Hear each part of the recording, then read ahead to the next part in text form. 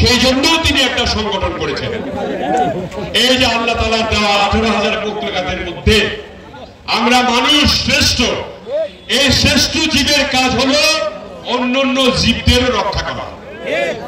আমাদের এখানে তাই বলে যে হাতি আসলে পরে ধান টান কেটে ফেলায়, ওদের তো মারি না আমরা, তারাই দিই, তাই না? এখানে বাঘ কমে গেছে, হাতি কমে গেছে, হরিণ কমে গেছে, পাখি কমে গেছে, বুলবুলি পাখি আমরা দেখতে পারি না, শালিক পাখির ঝাঁক এখন কম, খালি আপনার কবুতর কমে গেছে। এগুলি কমবে কেন? যদি শান্তি শৃঙ্খলা সবার মধ্যে বজায় থাকে, দেখবেন এগুলির প্রভাব আবার ফিরে আসবে।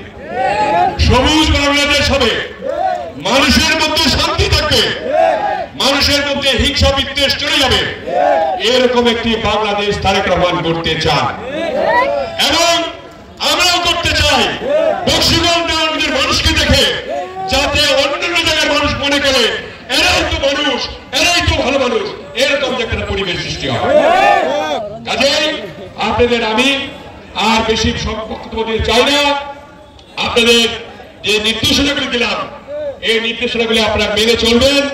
এখানে আমি একটি এই নেতারা বলেছে বক্সিগঞ্জ সরকারি কিয়ামতুল্লাহ কলেজ, এখন কিয়ামতুল্লাহ কলেজের অনার্স নাই, আছে?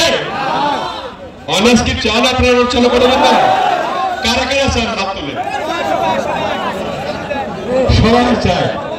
ইনশাল্লাহ আমি নির্বাচিত হলে প্রধান এবং প্রথম কাজ হবে বক্সিগঞ্জ সরকারি কিয়ামতুল্লাহ কলেজে অনার্স চালু করা।